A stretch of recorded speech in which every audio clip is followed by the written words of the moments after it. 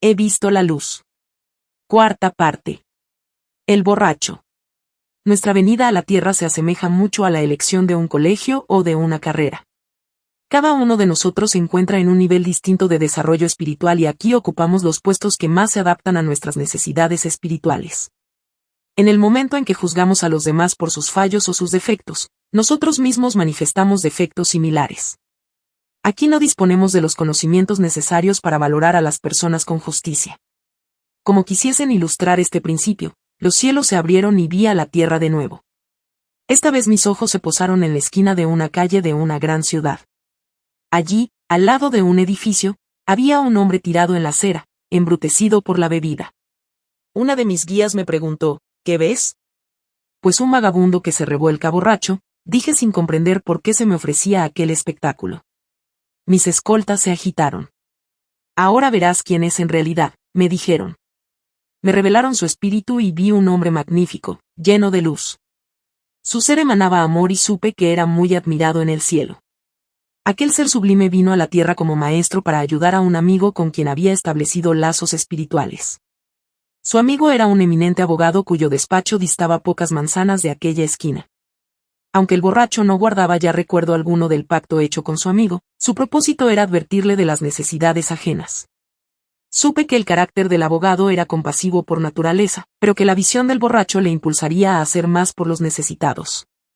Supe que repararían uno en el otro y que el jurista reconocería al espíritu anidado en el borracho al hombre dentro del hombre y que se sentiría impulsado a hacerle un gran bien. Nunca serían conscientes de los papeles que habían pactado representar, no obstante, sus misiones serían cumplidas. El borracho había sacrificado su tiempo terrenal en beneficio de otra persona. Su evolución proseguiría y, más adelante, se le otorgarían otros elementos necesarios para su progreso. Recordé que yo también me había encontrado con personas que me parecieron familiares. Cuando las conocí, sin saber por qué, sentí una afinidad inmediata, cierto tipo de reconocimiento. Ahora sabía que se habían cruzado en mi camino por una razón concreta. Siempre habían sido especiales para mí. Mis escoltas interrumpieron estos pensamientos y me dijeron que nunca debía juzgar a los demás porque me faltaba el conocimiento puro. Los que pasaban por delante del borracho en la esquina no podían ver la nobleza de su espíritu y le juzgaban por las apariencias externas. Yo también era culpable de enjuiciamientos de ese tipo, yo también había juzgado a otros por su riqueza o por sus rasgos evidentes. Ahora veía que había sido injusta, que no sabían nada de sus vidas ni lo que es más importante de sus espíritus.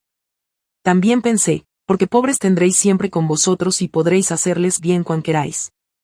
Pero el recuerdo de las Escrituras me incomodó. ¿Por qué están los pobres entre nosotros? ¿Por qué no puede Dios proveernos a todos?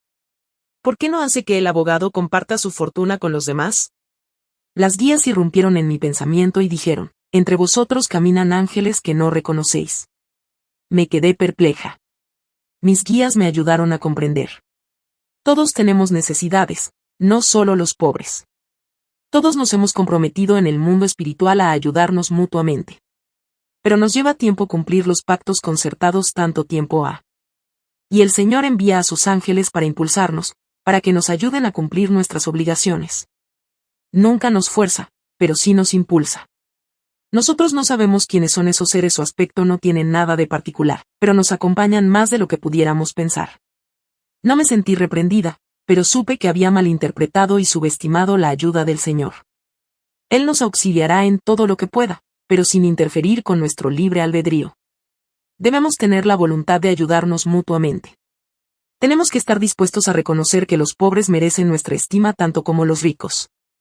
Hemos de aceptar a todos los demás, incluso a aquellos que difieren de nosotros. Todos merecen nuestro amor y nuestra bondad. No tenemos derecho a ser intolerantes o ariscos ni a sentirnos hartos. No tenemos derecho a despreciar a los demás ni a condenarles en nuestro corazón. Lo único que nos podemos llevar de esta vida es el bien hecho a nuestros semejantes. Vi claramente que todos nuestros actos bondadosos y todas nuestras palabras compasivas volverán para compensarnos con creces en la otra vida. Nuestra fuerza nacerá de nuestra caridad. Mis escolta y yo permanecimos un rato en silencio. El borracho había desaparecido.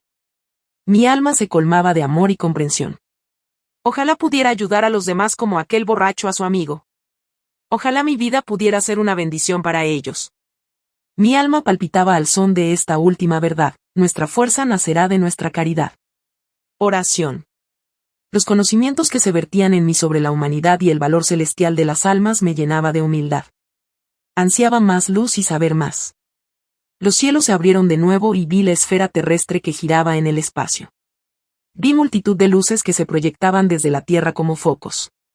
Unas eran potentes y se lanzaban al cielo cual poderosos rayos láser. Otras parecían la iluminación de pequeñas linternas de bolsillo y algunas no pasaban de débiles chispas. Me sorprendió saber que los haces poderosos eran las oraciones de la gente sobre la tierra. Vi que los ángeles se precipitaban para contestar a las oraciones.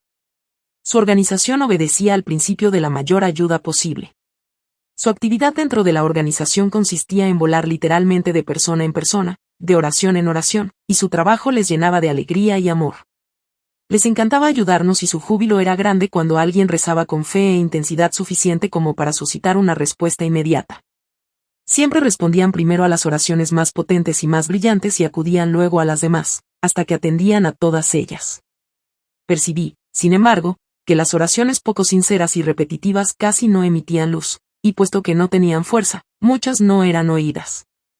Me dijeron claramente que se escuchaban y se contestaban todas las oraciones que obedecían a un deseo. Cuando nuestra necesidad es grande o cuando rezamos por los demás, los haces se proyectan con fuerza y se hacen visibles de inmediato. También me dijeron que no hay oración más importante que la de una madre por sus hijos. Son las plegarias más puras, debido a su intenso deseo y, en ocasiones, a la desesperación que encierran. Las madres tienen la capacidad de dar el corazón a sus hijos y de implorar a Dios con mucha fuerza para que les ayude. No obstante, todos podemos alcanzar a Dios con nuestras plegarias. Comprendí que, una vez pronunciadas las oraciones con nuestros deseos, debemos desprendernos de ellas y confiar en el poder de Dios para contestarlas. Él conoce nuestras necesidades en todo momento y solo espera una invitación para ayudarnos. Su poder de responder a las oraciones es total, pero Él se debe a sus propias leyes y a nuestros deseos. Debemos invocar su voluntad para que sea también la nuestra. Hemos de confiar en Él. Cuando pidamos con deseo sincero, sin albergar dudas, seremos satisfechos. Nuestras oraciones por los demás tienen gran poder, pero solo serán contestadas en tanto no infrinjan su libre albedrío o mientras no frustren sus necesidades. Dios nos deja actuar con plena libertad, pero también está dispuesto a ayudarnos en todo lo posible. Si la fe de nuestros amigos es débil, la fuerza de nuestro espíritu les sostiene, literalmente. Si están enfermos, nuestra fe y nuestras oraciones pueden darles fuerza para sanar, salvo que su enfermedad forme parte de una experiencia de crecimiento. Cuando su muerte parece inminente, debemos pedir siempre que se haga la voluntad de Dios. De lo contrario, frustraríamos a la persona en transición y le crearíamos un conflicto de deseos. La gama de ayuda que podemos ofrecer a los demás es inmensa. Somos capaces de prestar un bien mayor de lo que imaginamos a nuestras familias, amigos y demás personas. Todo parecía muy sencillo, demasiado sencillo al principio. Siempre había creído que la oración era un asunto que necesitaba tiempo. Que debíamos insistir ante el Señor y seguir insistiendo hasta que algo sucediera. Yo tenía mi propio sistema. En principio pedía algo que creía necesario. Luego recurría al soborno e insinuaba que serviría a sus intereses si me ayudaba. Y, si esto fracasaba, empezaba a regatear y ofrecía algún acto específico de obediencia o de sacrificio para ganarme su bendición. Luego, desesperada, le suplicaba y, cuando todo lo demás fallaba, tenía una rabieta. Con este sistema había conseguido muchas menos respuestas a mis plegarias de las deseadas por mí. Ahora comprendía que mis oraciones eran un despliegue de dudas. Mi táctica era el resultado de mi falta de fe en su voluntad de responder a mis necesidades. Dudaba que fuera justo, incluso capaz, y ni siquiera sabía con certeza si me escuchaba. Todas esas dudas creaban una barrera entre Dios y yo. Ahora comprendía que Dios no solo escucha nuestras oraciones, sino que conoce nuestras necesidades mucho antes de que nosotros nos percatemos de ellas. Vi que Él y sus ángeles están dispuestos a responder a nuestras plegarias. Vi que las oraciones les hacen felices. Comprendí, sin embargo, que Dios nos mira desde una perspectiva que nunca podremos abarcar. Él escudriña la eternidad de nuestro pasado y nuestro futuro y conoce nuestras necesidades eternas. En su amor infinito, responde a las plegarias de acuerdo con esta perspectiva eterna y omnisciente. Responde a la perfección a todas las oraciones. Vi que no había necesidad alguna de repetirlas incesantemente, como si él fuese incapaz de entender. Lo que hace falta es amor y paciencia. Él nos ha dado nuestro libre albedrío y nosotros permitimos que su voluntad obre en nuestras vidas cuando le invocamos. Y comprendí lo importante que es darle las gracias por las cosas recibidas. La gratitud es una virtud eterna. Debemos pedir con humildad y recibir con gratitud. Cuando le agradecemos la bendición que nos envía, abrimos el camino para recibir más. Su deseo de bendecirnos es infinito. Si abrimos nuestras mentes y nuestros corazones para recibir su bendición, también nosotros nos llenaremos hasta rebosar. Sabremos que Él existe. Podremos ser como los ángeles, que ayudan a los necesitados. Con la ayuda y la oración, nuestra luz resplandecerá siempre. La misericordia es el aceite de nuestra lámpara, destilado de nuestro amor y nuestra compasión. El consejo de los hombres. Mis escoltas y yo aún estábamos en el jardín, recobré la conciencia de mi entorno y perdí de vista la tierra.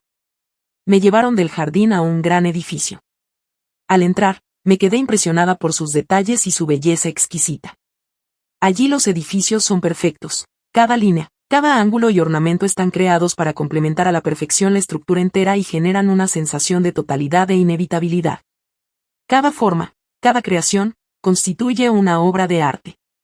Me condujeron a una estancia construida y amueblada con gusto exquisito. Entré y vi un grupo de hombres sentados en torno a la curva mayor de una mesa en forma de riñón. Me llevaron ante ellos y me colocaron ante la hendidura de la mesa. Enseguida me di cuenta de esto. Había 12 hombres, pero ninguna mujer. Como pensadora bastante independiente en la tierra, estaba sensibilizada por el papel de las mujeres en el mundo. Me preocupaban sus derechos a la igualdad y a un tratamiento justo y tenía ideas muy claras con respecto a su capacidad para competir con los hombres en condiciones de igualdad en casi todos los terrenos. Pude haber reaccionado negativamente frente a aquel consejo de hombres sin ninguna mujer, pero empezaba a adquirir una nueva perspectiva respecto a las diferencias entre el papel masculino y el femenino. Era una perspectiva que comenzó a perfilarse ya cuando presenciaba la creación de la tierra. En aquel momento había visto las diferencias entre Adán y Eva. Vi que Adán se encontraba más satisfecho con su situación en el jardín, mientras que Eva se sentía más inquieta. Comprendí que ella deseaba ser madre con tanto ardor que estaba dispuesta a arriesgar su vida para ello. Eva no sucumbió a una tentación, sino que tomó la consciente decisión de crear las condiciones necesarias para su progreso, y su iniciativa sirvió para que, finalmente, Adán probara la fruta. Al probarla introdujeron a la humanidad en la mortalidad y crearon las condiciones precisas para poder tener hijos, pero también para morir. Observé que el Espíritu de Dios se posaba sobre Eva y comprendí que las mujeres tenían un papel único en el mundo. Vi que la constitución emocional femenina es más abierta al amor y permite que el Espíritu de Dios repose en ella más plenamente. Comprendí que el papel de madre creaba una relación especial con Dios, pues ambos son creadores. También entendí el peligro que corrían las mujeres por la amenaza de Satanás. Vi que él empleaba en el mundo el mismo ardid que utilizó en el jardín. Se empeñaba en destruir a las familias y a la humanidad tentando a las mujeres. La revelación me turbó, pero sabía que era cierta. Su plan parecía evidente. Atacaría a las mujeres aprovechando sus inquietudes y se apoyaría en la fuerza de sus emociones. Las mismas emociones que hicieron posible que Eva actuara cuando Adán estaba demasiado satisfecho con su condición. Comprendí que Satanás atentaría contra la relación entre esposos, que emplearía la atracción sexual y la codicia para distanciarles y destruir los hogares. Vi el daño que sufrirían los hijos por la ruptura de sus familias y los temores y posiblemente la culpa que pesarían sobre las mujeres, culpa por la disolución de sus hogares y temor ante el futuro. Satanás podría, entonces, aprovechar el miedo y la culpabilidad para destruir a las mujeres y su misión divina en la tierra. Me dijeron que, cuando Satanás se hubiera apoderado de las mujeres, los hombres le seguirían fácilmente. Así que empecé a discernir la diferencia entre el papel masculino y el femenino y comprendí su necesidad y su belleza. Bajo esta nueva perspectiva, no reaccioné ante aquel consejo compuesto solo por hombres. Aceptaba que ellos tenían un papel que desempeñar y yo otro. Los hombres irradiaban amor hacia mí y me sentí inmediatamente en paz con ellos. Juntaron sus cabezas para deliberar. A continuación, uno de ellos me dirigió la palabra. Me dijo que mi muerte había sido prematura y que debía regresar a la tierra. Sentí que me decían que era importante que yo volviera a la tierra, que debía cumplir una misión, pero mi corazón se resistía a ello. Aquel era mi hogar y pensaba que nada de lo que me dijeran podría convencerme para que me marchara. Los hombres deliberaron de nuevo y me preguntaron si deseaba examinar mi vida. Su solicitud parecía más una orden. Dudé, nadie quiere que su pasado mortal sea revisado en ese lugar de amor y pureza. Me dijeron que era importante que yo lo viera y accedí. Una luz apareció a mi lado y sentí el amor del Salvador. Di un paso a la izquierda para seguir la revisión. Se produjo en el mismo lugar donde me encontraba. Mi vida apareció ante mí de manera semejante a lo que podríamos considerar como hologramas de alta definición, aunque a una velocidad tremenda. Me quedé asombrada de mi capacidad de aprender tanta información a tal velocidad. Pude abarcar mucho más de los acontecimientos que recuerdo a lo largo de mi vida. No solo volví a experimentar mis propias emociones en cada momento, sino también las que sentían los que me rodeaban. Conocí sus pensamientos y sus sentimientos hacia mí. Había momentos en los que las cosas se me revelaban bajo una luz nueva. Sí, me decía a mí misma. Ah, sí. Ahora lo veo, ¿quién lo hubiera dicho? Pero claro, así tiene sentido. Pude experimentar las decepciones que causé en otros y me sobrecogían sus sentimientos de frustración, que se mezclaban con mis propios sentimientos de culpa. Empecé a temblar. Veía y sufría el dolor que mi temperamento arisco había causado. Era consciente de mi egoísmo y mi corazón lloraba en busca de consuelo. ¿Cómo puede ser tan insensible? Entonces, sumida en mi dolor, sentí que el amor del consejo me envolvía. Ellos observaban mi vida con comprensión y misericordia. Todo lo mío entraba en consideración, la forma en que fui criada, las cosas que me habían enseñado, el dolor que me causaron los demás, las oportunidades que se me brindaron y las que nunca me fueron ofrecidas. Y supe que el consejo no me estaba juzgando. Yo misma era mi propio juez. Su amor y su piedad eran absolutos. Su respeto por mí nunca mermaría. Sentí profunda gratitud por su amor, y comenzó la siguiente fase de la revisión. Me mostraron el efecto onda, como lo llamaron. Comprendí que había sido injusta con otras personas y que ellas, a su vez, habían cometido la misma injusticia contra terceros. La cadena proseguía de víctimas en víctima, como si de piezas de dominó se tratara, hasta que volvía a donde había empezado, a mí, la ofensora. Las ondas emitidas regresaban a su fuente. Yo había ofendido a muchas más personas de lo que me imaginaba y mi dolor aumentó y se hizo insoportable. El Salvador dio un pozo hacia mí, lleno de amor e interés. Su espíritu me dio fuerzas y él me dijo que me juzgaba con demasiada severidad.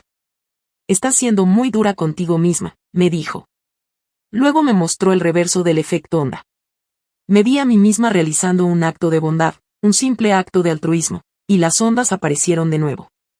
La amiga con la que yo había sido buena mostró bondad a su vez con otra de sus amigas, y la cadena se repitió. Vi cómo el amor y la felicidad crecía en la vida de los demás por un simple acto mío. Vi el aumento de su felicidad y la manera en que afectaba a sus vidas positivamente, en algunos casos de forma decisiva. Mi dolor dio paso a la alegría. Yo sentía el amor que ellos sentían, y también su gozo.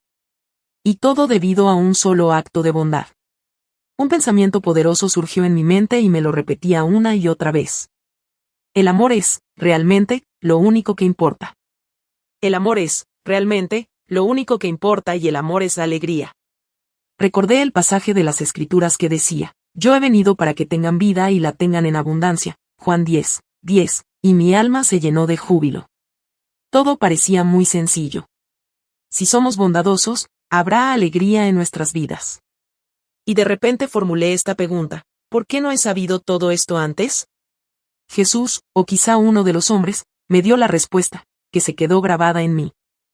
Caló hasta los pliegues más recónditos de mi alma y cambió de una vez por todas mi actitud ante los problemas y las tribulaciones. Tanto las experiencias positivas como las negativas son necesarias en la tierra.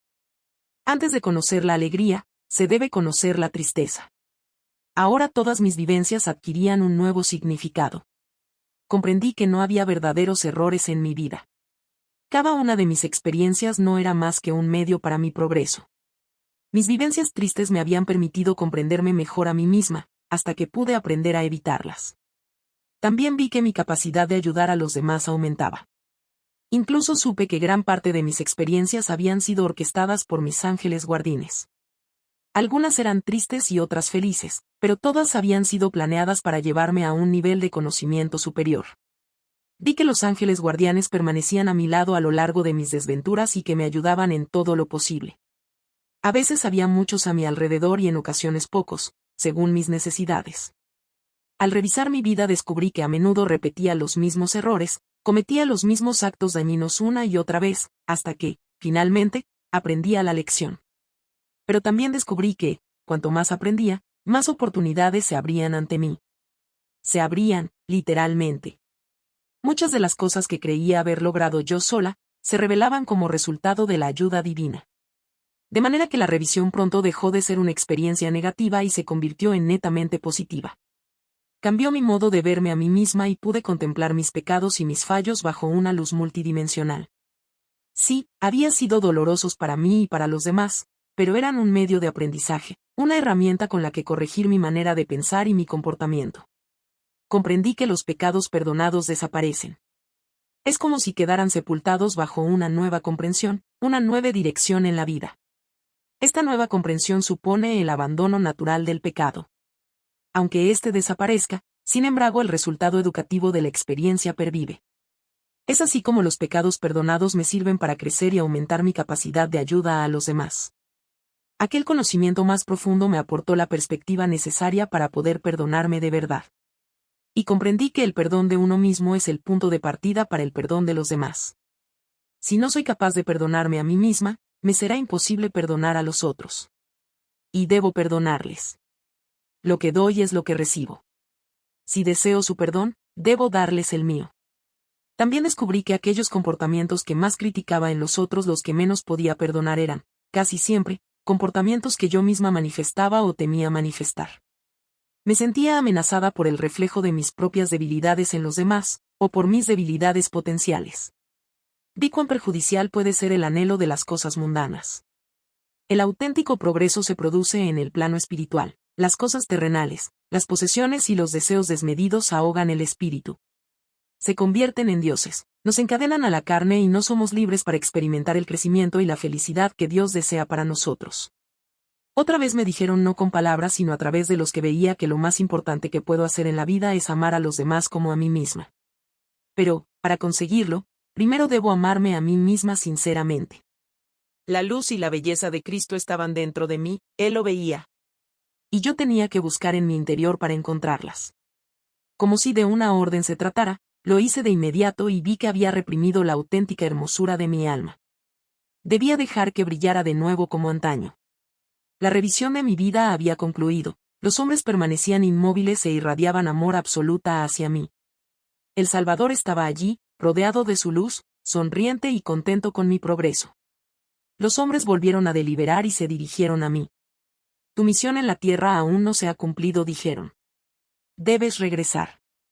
Pero no te obligamos, la elección es tuya. Sin vacilar ni por un instante, dije, no, no. No puedo volver. Yo pertenezco a este lugar.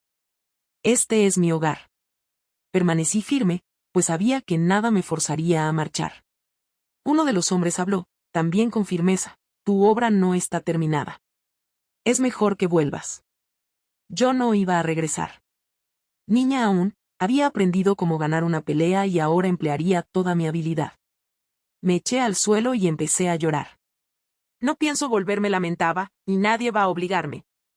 Yo me quedo aquí, que es mi hogar, ya no tengo nada que ver la tierra. Jesús no estaba lejos de mí, se encontraba a cierta distancia a mi derecha y todavía irradiaba su brillante luz. Se adelantó y pude sentir su preocupación. Pero, mezclada con ella, había cierta sensación de diversión. Él todavía estaba encantado conmigo, comprendía mi estado de ánimo, y percibí su simpatía por mi deseo de quedarme.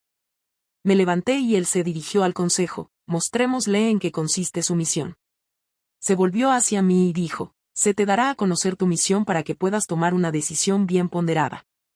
Pero, después, deberás decidir. Si regresas a tu vida terrenal, tu misión y gran parte de lo que has visto aquí serán borradas de tu memoria. Accedí aunque a regañadientes y me revelaron mi misión. Después supe que debía volver. Aunque detestaba la idea de abandonar aquel mundo glorioso de luz y de amor por otro de problemas e incertidumbres, la necesidad de mi misión me obligaba a regresar. Pero antes recibí una promesa de todos los presentes, Jesús incluido. Les hice prometer que, en el momento mismo de cumplirse mi misión, me llevarían a mi hogar. No estaba dispuesta a pasar ni un minuto más de lo imprescindible en la tierra. Mi hogar se encontraba junto a ellos. Estuvieron de acuerdo con mis términos y se puso en marcha el proceso de mi regreso. Entonces el Salvador se me acercó y me dijo lo feliz que le hacía mi decisión. Me recordó que, tras mi vuelta a la tierra, ya no tendría memoria de lo que había visto relacionado con mi misión. Mientras estés en la tierra, no debes pensar en tu misión, dijo. Se cumplirá cuando llegue su tiempo. Qué bien me conoce, pensé. Yo sabía que, en caso de poder recordar mi misión terrena, la llevaría a término con toda la celeridad posible y, probablemente, de manera ineficaz. Se hizo como el Salvador dijo. Los detalles de mi misión han sido apartados de mi memoria. No queda rastro y, curiosamente, tampoco deseo alguno de recordar. En cuanto a la promesa del Señor de llevarme en el momento en que hubiera cumplido la misión, sus últimas palabras aún sueñan en mis oídos. Los días en la tierra son cortos. No estarás allí mucho tiempo y pronto volverás aquí. La despedida. De pronto, miles de ángeles me rodearon. Estaban exultantes, satisfechos por mi decisión de volver. Oí sus ovaciones, me apoyaban con su amor y me daban ánimo. Mientras les miraba a todos, con el corazón fundido en mi amor por ellos, empezaron a cantar. Ninguna de las músicas oídas en mi vida se podía comparar con aquello, ni siquiera la melodía del jardín. Era algo grandioso, glorioso, impresionante, y dirigido especialmente a mí. Resultaba sobrecogedor. Cantaban espontáneamente, partituras no tanto memorizadas como sabidas y sentidas en ese instante. Sus voces eran puras y cada nota, dulce y cristalina. No recuerdo lo que cantaban, pero dijeron que no era la última vez que les oiría. Yo sollozaba sin disimulo, impregnada de su amor y de la música celestial, casi sin poder creer que un alma insignificante como la mía se hallara en el centro de tanta adoración. Y supe que nadie es insignificante en las eternidades. Cada alma tiene un valor inconmensurable. Mi espíritu se henchía de humildad y gratitud, entonces tuve una última visión de la tierra. Los cielos se abrieron y vi el planeta y los miles de millones de personas que lo pueblan. Les vi cómo luchaban por ganarse la vida, cometían errores, conocían la bondad, encontraban el amor, lloraban la muerte, vi a los ángeles que volaban sobre ellos. Los ángeles sabían los nombres de todos y les seguían de cerca. Vitoreaban el bien y lamentaban los desaciertos. Nunca se alejaban, para ayudar, aconsejar y dar protección. Vi que, si lo pedimos con fe, somos capaces de convocar a miles de ángeles en nuestra ayuda. Comprendí que todos somos iguales para ellos, los grandes y los pequeños, los dotados y los impedidos, los líderes y los seguidores, los santos y los pecadores. Todos somos valiosos y nos cuidan con dedicación. Su amor nunca nos abandona.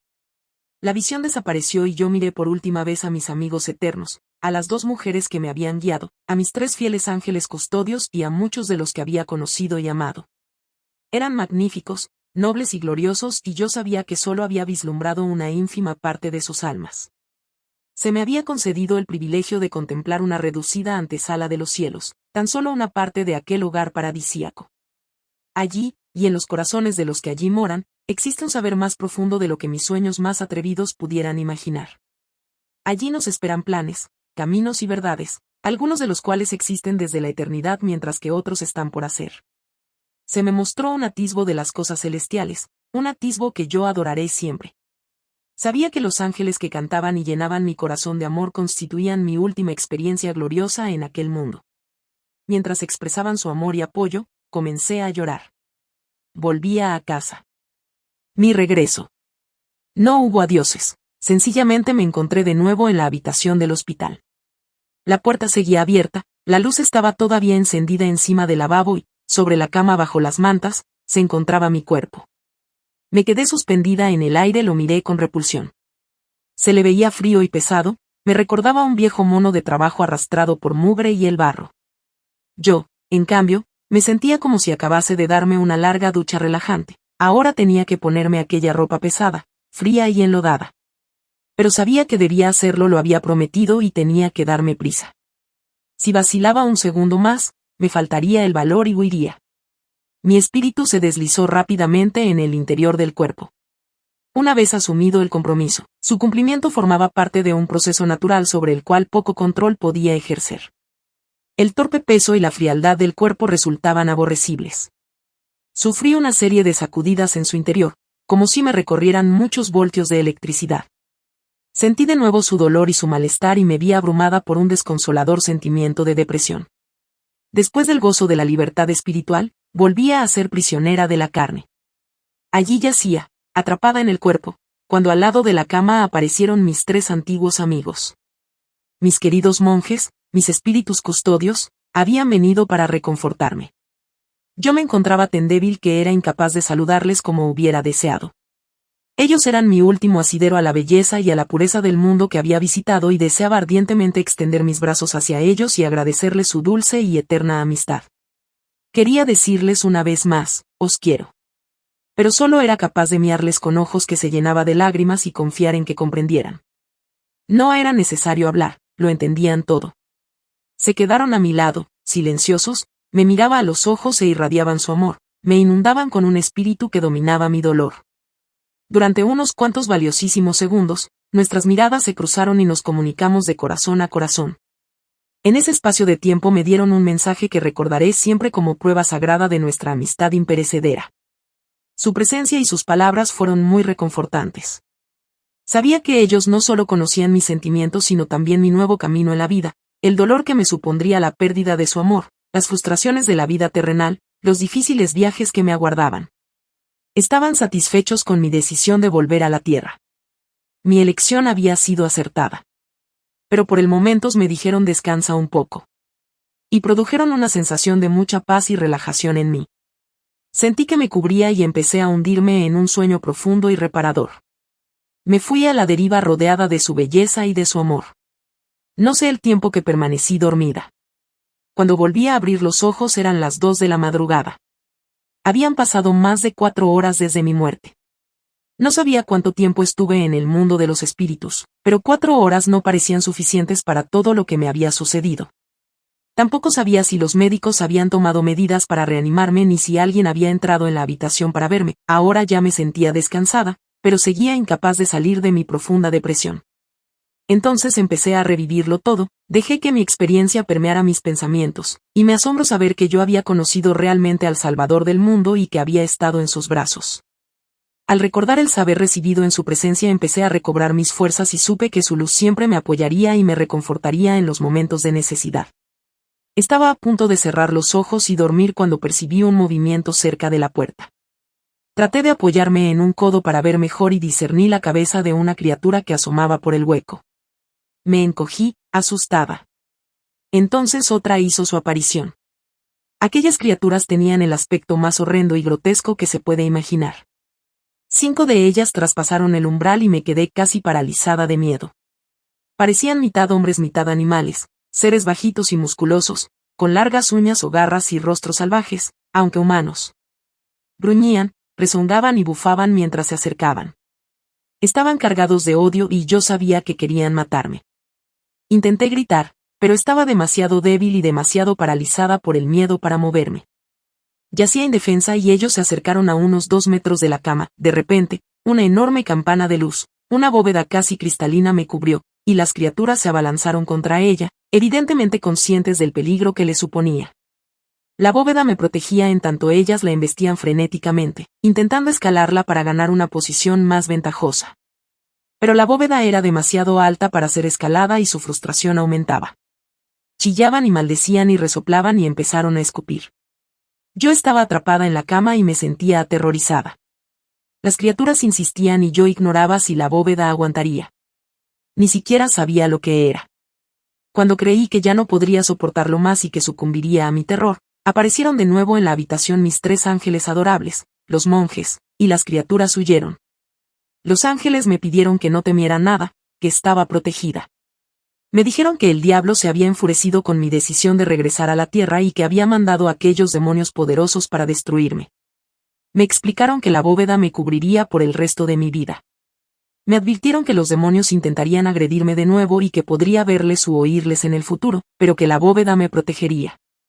Has de saber, también me dijeron que siempre estamos cerca de ti para ayudarte y darte ánimos. Para mi tristeza, los monjes se fueron en pocos instantes. Aquella fue la última visita de mis 3 ángeles custodios. Les llamo mis monjes cariñosamente, pero sé que son 3 de mis mejores amigos en la eternidad. Ansío el día en que podamos volver a abrazarnos y renovar nuestra amistad eterna. Cuando los ángeles se fueron, los demonios reaparecieron, pero la bóveda les mantenía apartados de mí. Cogí el teléfono y llamé a mi marido y empecé a explicarle que había demonios en la habitación. Él creyó que yo sufría alucinaciones e hizo que una de nuestras hijas permaneciera al teléfono mientras él acudía al hospital a toda prisa. Al cabo de 10 minutos yo atravesó la puerta de la habitación. Él no podía ver las criaturas, pero se acercó a mi cama y me cogió de la mano mientras yo intentaba explicarle lo que sucedía. Pronto las criaturas se frustraron y me abandonaron, no volvieron aquella noche. Me sentí aliviada y empecé a tranquilizarme. Luego traté de contar a Joe algo de mi experiencia mortal. En aquel momento no entré en muchos detalles, pero él comprendió que algo importante había ocurrido y se mostró lleno de amor y de preocupación por mí. Puede que los ángeles hubieran marchado, pero ahora tenía a Joe, que me tranquilizaba y me protegía. El amor que me transmitía quizá no fuera tan poderoso como el de los ángeles o el de Cristo más, no obstante, era maravilloso y muy reconfortante. El amor que compartimos como mortales no es perfecto, pero, aún así, posee un gran poder de ayuda y de curación. Joe se quedó a mi lado mientras mi espíritu entraba y salía de ambos mundos, como si mi regreso no fuese permanente. Recuerdo que vinieron médicos y enfermeras. Yo no sabía qué hacían, ni siquiera cuánto tiempo llevaban allí, pero percibía la tensión y la ansiedad de sus esfuerzos. Durante aquel periodo de tiempo tuve más visiones del mundo espiritual y contemplé muchas cosas maravillosas, cosas de este mundo y también del otro. Entonces tuve una nueva experiencia poderosa, no en forma de visión sino de visita. Una hermosa niña entró en la habitación. No tendría más de 2 o 3 años y había sido aquella única niña del mundo espiritual. Emanaba un halo de luz dorada, que resplandecía al moverse por la habitación. Parecía bastante interesada en Joey. En un momento en que los médicos y las enfermeras salieron de la habitación pregunté si él podía verla. No podía.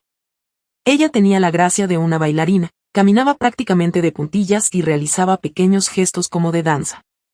Su espontaneidad y su felicidad me impresionaron de inmediato. Se acercó a Joey, apoyada en la punta de su zapato, mantuvo el equilibrio sobre una pierna, extendió la otra hacia atrás, tal como haría una bailarina, y se agachó hacia adelante para hurgar en el bolsillo del pantalón de Joe. Aquel gesto suyo me fascinó. Le pregunté qué hacía. Se volvió y se rió con una sonrisa traviesa y supe que me había oído. Pero no respondió. Yo percibía su alegría, la felicidad pura y exuberante que la invadía. Entonces desapareció de mi vista y nunca ha vuelto a aparecer, pero sé que nunca la olvidaré. A lo largo de las siguientes horas, médicos y enfermeras entraron y salieron de la habitación continuamente, atentos a mi evolución. Aunque estaban mucho más pendientes de mí que la noche anterior, ni yo les contamos nada de mi experiencia. A la mañana siguiente, uno de los médicos dijo, ¿pasaste un mal rato ayer noche? ¿Puedes decirme qué sentías? Era incapaz de contárselo y dije que había sufrido pesadillas. Comencé a descubrir que me resultaba difícil hablar de mi viaje al más allá y pronto empecé a resistirme a compartirlo siquiera con Joe. Parecía que las palabras desvirtuaban mi vivencia. Aquella experiencia era sagrada. Pasaron unas semanas y les conté algo más a Joe y a mis hijos mayores. No dudaron en apoyarme y disiparon mi temor ante la idea de explicar lo sucedido a mi familia. Los años venideros me deparaban un gran aprendizaje y crecimiento. De hecho, los años siguientes iban a ser los más difíciles de mi vida.